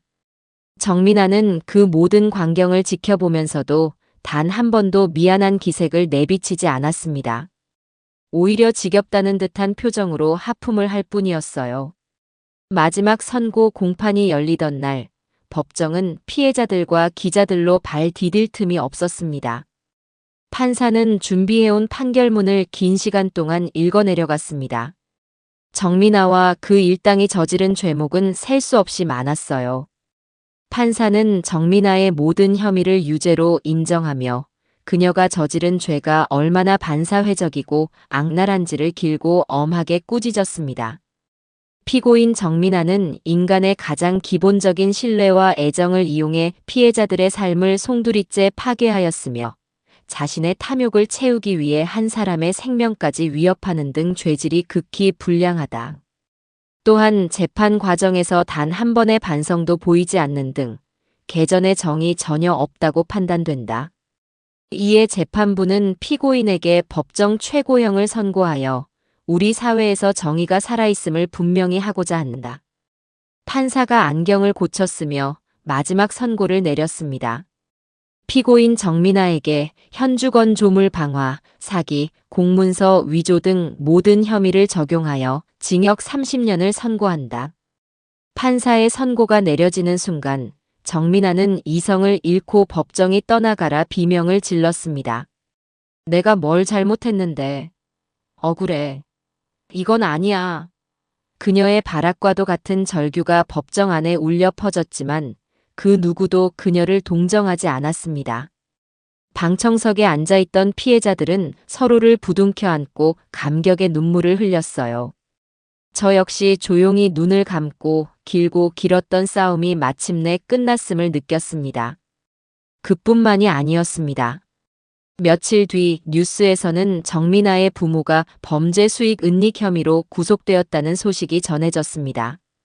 저희 집에 찾아와 그렇게 큰 소리를 치던 그들의 오만하던 얼굴이 이제는 경찰서 포토라인 앞에서 고개를 푹 숙인 채 카메라 세례를 받고 있었어요. 뿌린 대로 거둔다는 옛말이 하나도 틀리지 않았습니다. 악의 뿌리는 그렇게 송두리째 뽑혀나가고 있었습니다. 모든 것이 끝나고 저는 가장 마음이 쓰였던 젊은 부부 피해자를 따로 만났습니다. 그들은 여전히 작은 월세방에서 힘겹게 살아가고 있었어요. 저는 그들에게 제가 평생 모은 돈의 일부를 떼어 작은 봉투에 담아 건넸습니다. 이걸로 다시 시작해봐요. 큰 돈은 아니지만 두 사람이 새로 출발하는데 작은 보탬이라도 되었으면 좋겠어. 그들은 극구 사양했지만 저는 그들의 손에 봉투를 억지로 쥐어주었습니다. 이건 그냥 돈이 아니야. 나쁜 기억은 훌훌 털어버리고 앞으로는 좋은 사람들 만나서 행복하게 살라는 내 마음이야. 그러니 사양 말고 받아요. 젊은 부부는 제 손을 잡고 아이처럼 펑펑 울었습니다.